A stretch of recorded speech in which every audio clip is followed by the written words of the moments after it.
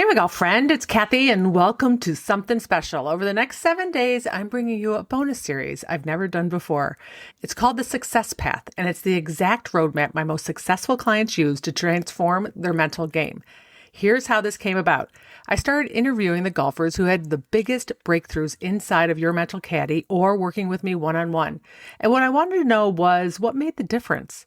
What actually created change for them when nothing else had worked before? And you know what? Their answers were surprisingly similar. They didn't just collect tools, they used them. They didn't try to figure it out alone, they leaned on support. They didn't wait until they finally felt ready, they committed fully, even when it was uncomfortable.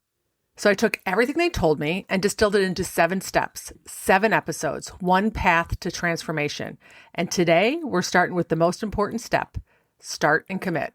Because here's the truth, you could have all the tools in the world, but if you're not actually committed to doing the work, nothing changes. Okay, so let me tell you about Kelly. Kelly had tried everything, practiced constantly, read every mental game book, knew all the right answers, but nothing was working. In fact, she was getting worse. Not just her scores, but how she felt. The pressure, the frustration, the shame of knowing she had more talent but couldn't take it to the course. Right? And so when she reached out to me, she had enough.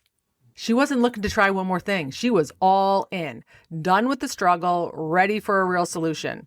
And that's when everything changed. Let's dive in. Kelly wasn't a beginner. She was smart, practiced, and honestly, she knew a lot about the mental game. But here's what was happening. She was exhausted from trying to think her way out of it. She'd read the book, she'd listened to the podcast, she'd work on her swing, and still every round felt like a battle she was losing. The worst part? She knew she had the talent. She could feel it on the range, but the second she stepped on the course, it disappeared. And that gap between what she knew she was capable of and what she was actually doing was killing her. When we first connected, I could hear it in her voice. She wasn't calling to see if this might help. She was done. The pain of staying stuck had finally become greater than the fear of doing something different. She was 100% committed, not to being perfect, not to having all the answers, but to finally doing the work that would actually change things. And friend, that decision, that was her first real shot. Here's what I know after coaching thousands of golfers. You can't halfway change your golf brain.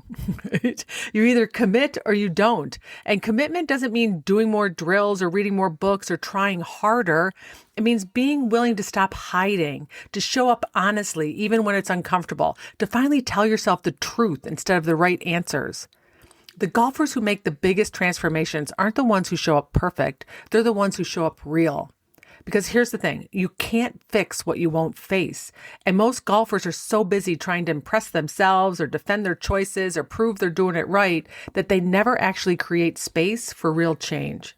Kelly stopped performing. She stopped pretending she had to figure it out. She dropped the guard and said, I don't know how to fix this, but I'm ready to learn. That vulnerability, that's where confidence actually comes from. Not from having all the answers, from being willing to do the work when you don't. So here's what I want you to do this week. Go grab your commitment sheet inside your mental caddy and write down your big why, the gut level real reason you're doing this work.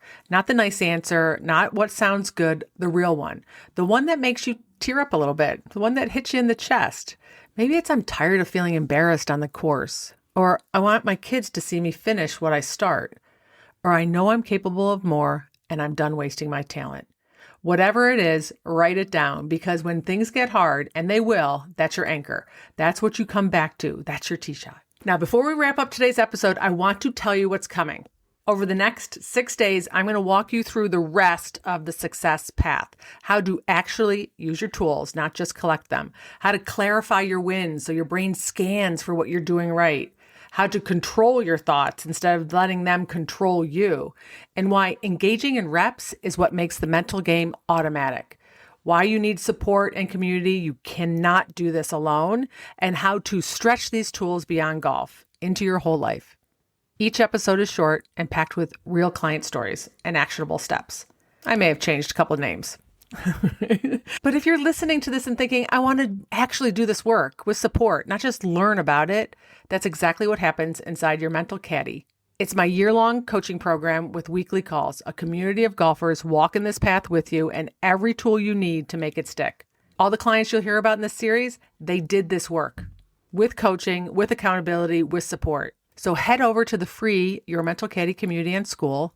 The link is in the show notes, and you'll find all the details about the annual plan. All right, my friend, that's episode 1 of the Success Path. Tomorrow we're diving into Use Your Tools, and I'm going to share Jennifer's story about how tracking one simple number dropped her scores by nearly 10 strokes. Okay, so remember, every great round starts with one decision. Make yours to go all in. All right, my friend, and I'll talk to you tomorrow. Remember, you can join for free at yourmentalcaddy.com. I'd love to connect with you there.